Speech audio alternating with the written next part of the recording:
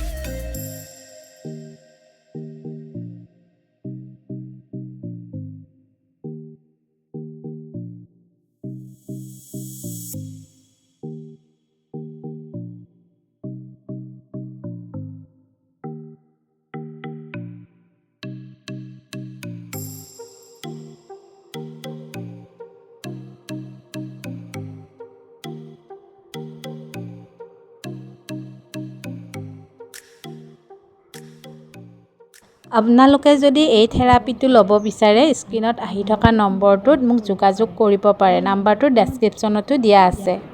ধন্যবাদ।